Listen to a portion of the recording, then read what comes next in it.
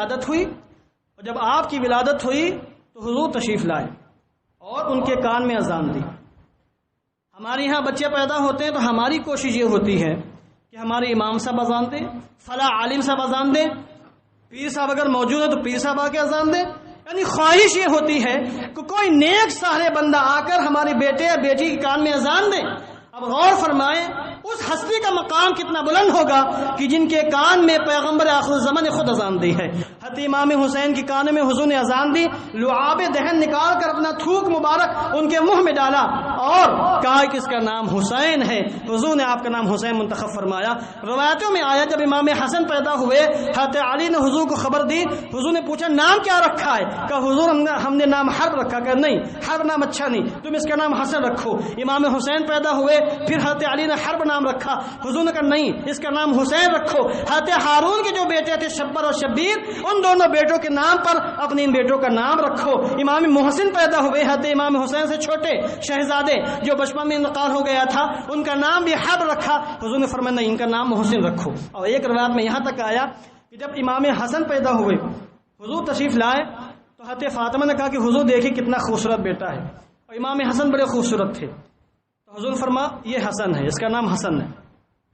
اور جب امام حسین پیدا ہوئے تو حضرت فاطمہ نے کہا یا رسول اللہ، ابا جان دیکھیے یہ بیٹا حسن سے بھی زیادہ خوبصورت ہے۔ تو فرمایا ہوا حسین، یہ حسین ہے۔ اور حسین کا معنی جو زیادہ خوبصورت ہو ہے۔ تو یہ تصغیر، اور تصغیر تحقیر کے لیے آتی ہے، مگر کبھی کبھی تصغیر عظمت کو بیان کرتی، شان کو بیان کرتی ہے۔ حسین یہ حسن کی تصغیر ہے جو حسن و جمال کی تحقیر کے لیے نہیں بلکہ حسن و جمال کی کثرت کو، زیادتی کو بیان کرنے کے لیے ہے۔ جب حضرت فاطمہ نے فرمایا کہ یہ بیٹا حسن سے زیادہ خوبصورت ہے تو امام حضور نے حسن ہی کی تصغیر بنا کر آپ کا نام حسین رکھ دیا۔ اور روایتوں میں آیا ہے الحسن والحسین من اسماء اہل الجنہ، حسن حسین یہ جنتی ناموں میں سے نام ہیں، اور دنیا میں اللہ نے ان دونوں ناموں کو چھپا کر رکھا تھا، مخفی رکھا تھا۔ آپ پورا اتہاس پڑھ ڈالیں عرب کا، زمانے جاہلیت میں آپ کو نہ کسی کا نام حسن ملے گا نہ کسی کا نام حسین ملے گا۔ سب سے پہلے اگر کسی کا نام حسن ہوا ہے تو حضرت علی کے بڑے شہزادے کا، اور سب سے پہلے کسی کا نام حسین ہوا ہے تو حضرت علی کے چھوٹے شہزادے اور درمیانی شہزادے امام حسین کا نام ہوا ہے۔ تو اللہ نے ان دونوں ناموں کو چھپا کر رکھا تھا۔ جس طریقے سے آپ دونوں جنتی ہیں بلکہ جنتی جوانوں کے سردار ہیں، اسی طریقے سے اللہ نے آپ کے ناموں کو بھی چھپا کر رکھا تھا۔ اور ایک روایت میں آیا کہ حضور کی چچی حضرت عباس کی بیوی حضرت ام الفضل بنت حارث رضی اللہ تعالی عنہا، حضور کی چچی ہیں یہ، انہوں نے خواب دیکھا، ڈر گئیں، حضور کی بارگاہ میں کہا یا رسول اللہ میں نے بہت ڈراؤنا خواب دیکھا ہے۔ کہا کہ بتائیے کیا خواب ہے؟ اچھا آج بھی لوگ خواب دیکھتے ہیں طرح طرح کے، خوابوں کی تعبیر بیان کرنے والے آج موجود نہیں ہیں، اکا دکا کہیں کوئی ہوگا تو ہوگا، لوگ انڈ بنڈ بیان کر دیتے ہیں۔ یہ خواب دیکھا، اچھا یہ تعبیر ہے، یہ خواب دیکھا، اچھا یہ تعبیر ہے۔ میرے پاس ہی مسلسل میسج آتے ہیں حضرت میں نے یہ خواب دیکھا تعبیر بیان کر دیجیے، میں نے وہ خواب دیکھا تعبیر بیان کر دیجیے۔ تو میں یہی جواب دے رہا ہوں خوابوں کے چکر مت پڑو، حقیقت کو دنیا میں آؤ۔ خواب طرح طرح کے سب کو آتے ہیں، مجھے خود طرح طرح کے خواب آتے ہیں، میں کسی جا کے تعبیر پوچھوں؟ تو وہ اللہ والے گزر گئے جو خوابوں کی تعبیر بتاتے تھے، اب دھندا چل رہا ہے تو کسی کے دھندے کو آپ مزید آگے نہ بڑھائیں اور جہالت کو مزید نہ پھیلائیں۔ بہرحال وہ خواب کی تعبیر پوچھ رہے ہیں سید الانبیاء کی بارگاہ میں، حضور نے فرمایا ڈرنے کی بات نہیں، خواب بیان کرو۔ کہ حضور مجھے ڈر لگ رہا ہے، اس خواب سے میں خوفزدہ ہو چکی ہوں۔ کہا نہیں خواب بیان کریے، چچی جان خواب بیان کریے۔ تو انہوں نے کہا یا رسول اللہ میں نے خواب دیکھا ہے اور میں نے آپ کو خواب میں دیکھا ہے، مجھے یہ دکھایا گیا کہ آپ کے جسم اقدس کا ایک ٹکڑا کاٹ کر میری جھولی میں ڈالا گیا۔ حضور میں نے یہی خواب دیکھا ہے، اس کی تعبیر کیا ہوگی؟ حضور نے فرمایا اے ام الفضل چچی جان تمہیں مبارک ہو، خواب تمہارا بہت عمدہ ہے، گھبرانے کی بات نہیں، تمہارا خواب اچھا ہے۔ بیٹی فاطمہ حاملہ ہے، اس کے گھر میں بچہ پیدا ہونے والا ہے، وہ بچہ عنقریب تمہاری گود میں آنے والا ہے۔ اللہ اکبر۔ اس خواب کے ذریعے سے یہ بتایا گیا کہ امام حسین حضور کے لخت جگر ہیں، حضور کے جسم کا ٹکڑا ہیں، جس طریقے سے فاطمہ حضور کے جسم کا ٹکڑا ہیں، امام حسن و حسین بھی حضور کے جسم کا ٹکڑا ہیں۔ اس لیے حضور نے فرمایا حسین منی وانا من حسین، حسین منی وانا من الحسین، وہ الف لام کے ساتھ ہے، حسین مجھ سے ہیں۔ اور یہ جامع ترمذی کے اندر روایت موجود ہے، یعلا بن مرہ اس کے راوی ہیں، حسین مجھ سے ہیں، میں حسین سے ہوں۔ یہ بات تو سمجھ میں آتی ہے کہ حسین حضور سے ہیں، کیونکہ حضور حسین کی شہزادی فاطمہ کے بیٹے ہیں، حضور کا امام حسین کا نسب حضور تک پہنچتا ہے، یہ بات تو کلیئر ہے کہ حسین حضور سے ہیں، مگر حضور نے فرمایا کہ میں حسین سے ہوں۔ اس کا مطلب کیا ہوا؟ اس کا صاف مطلب یہ ہے، ہمارے محدثین فرماتے ہیں کہ حضور کو حسین سے بڑا قرب ہے، حسین کو حضور سے اتنا قرب ہے کہ حضور سے محبت کرے جو وہ حسین سے محبت کرے، حضور سے محبت جو کرے وہ حسین سے محبت کرے، جو حسین سے محبت کرے وہ حضور سے محبت کرے۔ دونوں کی محبتوں کو جدا نہیں کیا جا سکتا۔ حسین اگرچہ پیغمبر نہیں ہے مگر حسین سے محبت پیغمبر سے محبت ہے، حسین پیغمبر نہیں ہے مگر حسین کو دیکھنا گویا کہ حضور کو دیکھنا ہے، حسین کی بارگاہ میں جانا حضور کی بارگاہ میں جانا ہے، حضور سے امام حسین سے قرب حاصل کرنا حضور سے قرب حاصل کرنا ہے، اور امام حسین کے ہاتھوں میں ہاتھ دینا در حقیقت پیغمبر اعظم کے ہاتھوں میں ہاتھ دینا ہے۔ یہ حضور کو حسین سے شدت اتصال حاصل ہے اور حسین کو حضور سے شدت قرب حاصل ہے، اس لیے حضور نے فرمایا حسین مجھ سے ہیں اور میں حسین سے ہوں۔ اور یہاں تک حضور نے فرمایا احب اللہ من احب حسین۔ یہ روایت میرے نزدیک دو طرح سے پڑھی جا سکتی ہے، احب اللہ من احب حسین، آپ کلمہ جلالت پر زبر دیں، احب اللہ من احب حسین، اور ایک یہ احب اللہ من احب حسین، دونوں ہی صورتوں میں ترجمہ الگ الگ ہوگا۔ احب اللہ من احب حسین، اس صورت میں من احبہ کا فاعل بنے گا کہ جس نے بھی حسین سے محبت کی اس نے در حقیقت اللہ سے محبت کی، اور احب اللہ من احب حسین اگر کہیں آپ تو من یہ احبہ کا مفعول بنے گا، اور ترجمہ یہ ہوگا کہ اللہ نے اس سے محبت کی جس نے حسین سے محبت کی۔ اب اگر پہلی ترکیب لے لیں تو حسین سے محبت کرنے والا اللہ کا محب ہوگا، اور دوسری ترکیب لے لیں تو حسین سے محبت کرنے والا اللہ کا محبوب ہوگا۔ نتیجہ یہ نکلا جو حسین سے محبت کرے وہ اللہ کا محب بھی ہے اور اللہ کا محبوب بھی ہے، اللہ سے محبت کرنے والا ہے اور خود اللہ اسے پیار فرمانے والا ہے، اللہ اسے محبت فرمانے والا ہے۔ حضرت ابو ہریرہ روایت کرتے ہیں کہ ہم مسجد نبوی شریف میں بیٹھے ہوئے تھے، حضور تشریف لائے اور کہا کہاں ہے میرا بیٹا، میرا لخت جگر کہاں ہے، چھوٹا بیٹا کہاں ہے؟ امام حسین کو تلاش کرتے ہوئے حضور تشریف لائے تو دیکھا کہ حسین ابھی 5-6 سال کی عمر ہے، دوڑتے ہوئے آتے ہیں اور حضور سے لپٹ جاتے ہیں اور حضور کی یہ رانوں پر بیٹھ جاتے ہیں، حضور گودی میں لے لیتے ہیں، اس کے بعد حضور ان کو بوسہ دیتے ہیں اور بوسہ دینے کے بعد فرماتے ہیں اللہم انی احب فاحب واحب من یحب، اے اللہ یہ میرا نواسا میں اس سے محبت کرتا ہوں تو بھی اس سے محبت فرما، اور اے اللہ میں تجھ سے عرض کرتا ہوں کہ جو شخص بھی حسین سے محبت کرے تو اس سے بھی محبت فرما۔ تو حضور کی خواہش دیکھیں کس قدر محبت ہے اپنے نواسے سے کہ آپ خود بھی محبت فرماتے ہیں، پروردگار عالم سے بھی التجا کرتے ہیں اے اللہ تو بھی محبت فرما، بلکہ یہاں تک دعا فرماتے ہیں کہ اے اللہ جو حسین سے محبت کرے تو اسے بھی محبت فرما، تو اس پر بھی کرم فرما۔ یہ ہے حسین کا مقام جو حدیثوں کی روشنی میں ظاہر و باہر ہے۔ اب جس کی آنکھیں اندھی ہوں اور جس کو یہ ساری چیزیں نظر نہ آئے تو اس کا تو کوئی علاج ہی نہیں کیا جا سکتا ہے۔ امام حسین رضی اللہ تعالیٰ عنہ حرم شریف میں تشریف لے جاتے ہیں، اس وقت حضرت عمر فاروق اعظم کے بیٹے حضرت سیدنا عبداللہ ابن عمر بیٹھے ہوئے، وقت کے عظیم محدث عظیم فقیہ اور صحابہ میں بہت اونچا مقام حضرت عبداللہ ابن عمر کا ہے، اور یہ حضرت امام حسین سے عمر میں بڑے تھے۔ جب انہوں نے حسین کو آتے ہوئے دیکھا تو آپ نے تمام حاضرین محفل جو اس وقت وہاں خانہ کعبہ میں موجود تھے یہ فرمایا واللہ ھذا احب اہل الارض الی اہل السماء اليوم، تاریخی جملہ آپ نے ارشاد فرمایا، اس سے اندازہ فرمایا کہ صحابہ نے اپنے بیٹوں کے دلوں میں اہل بیت کرام کی محبت کیسے کوٹ کوٹ کے بھرتی تھی۔ حضرت عبداللہ ابن عمر فرماتے ہیں ھذا احب الی اہل الارض الی اہل السماء احب اہل الارض من الی اہل السماء اليوم، خدا کی قسم آج روئے زمین میں فرشتوں کے نزدیک سب سے زیادہ محبوب اگر کوئی ذات ہے تو وہ حسین ابن علی کی ذات اقدس ہے۔ یہ امام حسین کے بارے میں انہی کے زمانے کے انہی کے عمر میں بڑے انہی کے ساتھی حضرت عبداللہ ابن عمر کی روایت ہے اور انہوں نے اس حقیقت کو بیان فرمایا ہے۔ اور اس طرح کی کئی روایتیں ہیں جو حضرت امام حسن کی عظمت کو بیان کرتی ہیں اور امام حسین کی بھی شان کو بیان کرتی ہیں۔ بعض روایتوں میں صرف امام حسن کا ذکر ہے، بعض روایتوں میں صرف امام حسین کا ذکر ہے، بعض روایتوں میں دونوں کا ذکر ہے، ایک ساتھ حضور نے دونوں کی عظمت و شان کو بیان فرمایا ہے۔ ایک مقام پر حضور نے فرمایا من احبہما فقد احبنی ومن ابغضہما فقد ابغضنی، جس نے ان دونوں سے محبت کی اس نے مجھ سے محبت کی، اور جس نے ان دونوں سے نفرت کی اس نے مجھ سے نفرت کی۔ تو حسین سے محبت یہ محبت مصطفیٰ ہے، اور حسین سے نفرت یہ بغض مصطفیٰ ہے۔ اب ہمیں اختیار ہے کہ چاہے ہم حسین سے محبت کر کے حضور کی محبت کو حاصل کر کے دارین میں کامیابی کے جھنڈے گاڑیں، چاہے ہم حسین سے نفرت کر کے اور دارین میں نہ کامیاب ہو جائیں اور بدبخت ہو جائیں، ناکام و نامراد ہو جائیں۔ اللہ کا فضل و کرم ہے کہ ہماری کوشش، ہماری کاوش کے بغیر اللہ نے محض اپنے فضل و کرم سے ہمارا نام غلامان حسین نے شمار فرمایا ہے۔ ہم یزیدی نہیں ہیں اور نہ یزید نواز ہیں اور نہ ہم یزید سے محبت کرتے ہیں، وہ تو مردود فاسق و فاجر تھا، اس کی کرتوتیں بعد میں انشاءاللہ میں بیان کروں گا۔ ہم ان لوگوں میں سے ہیں جن کا نام اللہ نے سعادت مندوں میں لکھا ہے۔ ہم حسین سے محبت کرتے ہیں اور یہ محبت ہمارے لیے دنیا کا بھی عظیم سرمایہ ہے اور آخرت کا بھی عظیم سرمایہ ثابت ہوگا۔ حضرت اسامہ بن زید فرماتے ہیں کہ ایک مرتبہ کسی کام سے میں حضور کے گھر میں آیا۔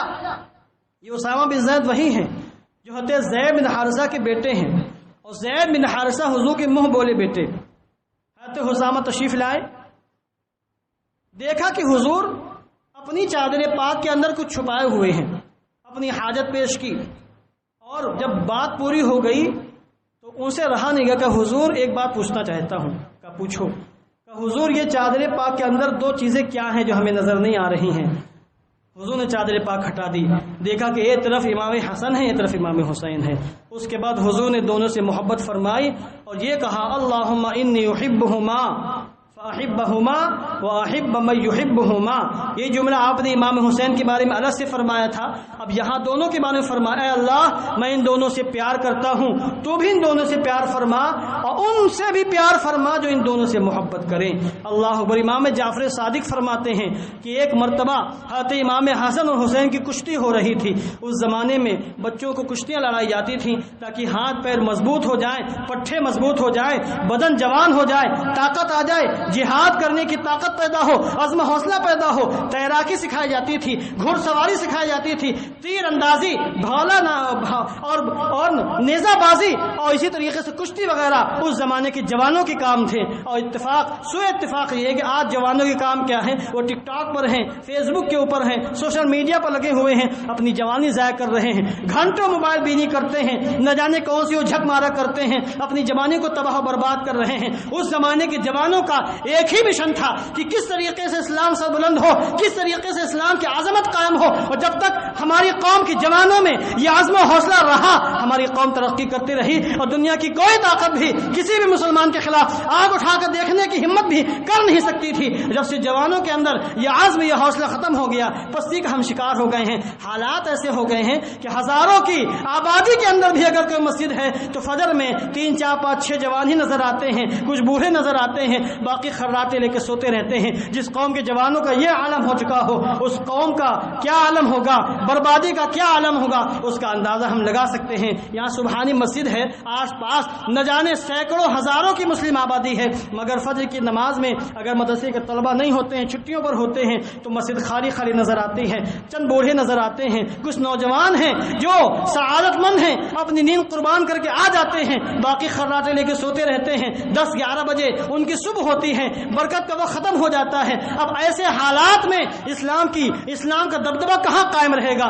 جنتر منتر میں پھر یہی نعرے لگیں گے، ملے کاٹے جائیں گے، رام رام چلائیں گے، اس قسم کے نعرے کیوں لگ رہے ہیں؟ ببانگے دوہر میڈیا کے سامنے آ کر مسلمانوں کو قتل عام کرنے کی، ان کے گلے کاٹنے کی دھمکی کیوں دی جا رہی ہے؟ اس لیے کہ ہمارا رعب غیروں کے دلوں سے نکل چکا ہے۔ رعب کیوں نکل چکا ہے؟ اس لیے کہ ہم نے حضور کے دامن کو چھوڑ دیا ہے، ہم مسجدوں سے اللہ کے گھروں سے دور ہو چکے۔ اگر آج بھی ہر علاقے کے مسلمان دن میں 5 مرتبہ کچھ نہ کریں، کوئی کارنامہ انجام نہ دیں، صرف مسجد میں آ کر باجماعت نمازیں پڑھ لیں، تو جس وقت سینکڑوں کی تعداد میں وہ علاقے کی گلی کوچوں سے نکلیں گے اس وقت کافروں پر ایک رعب طاری ہوگا۔ کسی کی ہمت نہیں ہوگی کہ کسی بھی مسلمان کے خلاف نظر میں نظر ملا کر وہ کوئی بات کر سکے۔ رعب ختم ہو چکا ہے۔ تو حضرت امام حسن حسین کی کشتی ہو رہی تھی، امام جعفر صادق راوی جو گھر کے آدمی ہیں، حضور وہاں بیٹھے، حضرت فاطمہ بیٹھی ہیں، اور ایک طرف حضرت جبریل امین بیٹھے ہوئے۔ جبریل امین فاطمہ ان کو دیکھ نہیں رہی، صرف حضور جبریل امین کو دیکھ رہے ہیں۔ اب کشتی ہوتی ہے تو حضور نے فرمایا حسن حسین کو پکڑ لے، حسن حسین کو پکڑ لے، یعنی حضور حسن کی تائید کر رہے ہیں کہ حسین کو پکڑ لے۔ یہ گھر میں ایسے معاملات ہوتے ہوں گے تو حضرت فاطمہ کو تعجب ہو، کہا یا رسول اللہ حسن تو بڑے ہیں اور حسین چھوٹے ہیں، اور آپ بڑے سے کہہ رہے ہیں کہ چھوٹے کو پکڑ لے۔ آپ کو تو چھوٹے کی حوصلہ افزائی کرنی چاہیے تھی، حسین چھوٹے ہیں حسن بڑے ہیں۔ تو حضور نے مسکرا کر فرمایا اے فاطمہ گھبرانے کی بات نہیں ہے، ادھر میں بیٹھا ہوں، ادھر جبریل امین بیٹھے ہیں، میں حسن سے کہہ رہا ہوں اے حسن حسین کو پکڑ، اور ادھر جبریل امین حسین سے کہہ رہے ہیں اے حسین تو حسن کو پکڑ لے۔ اللہ اکبر، ان کے گھرانے میں جبریل امین آتے ہوں اور وہ کشتیاں لڑاتے ہوں، ان کی عظمتوں کا اندازہ کون لگا سکتا ہے۔ اور ایک واقعہ جسے ویسے تو اس پر جرح کی گئی ہے، مگر اسے ایک ماضی قریب کے ایک بہت بڑے عظیم فقیہ نے روایت کیا ہے، ان پر میں اعتماد کر کے اس واقعے کو بیان کر رہا ہوں۔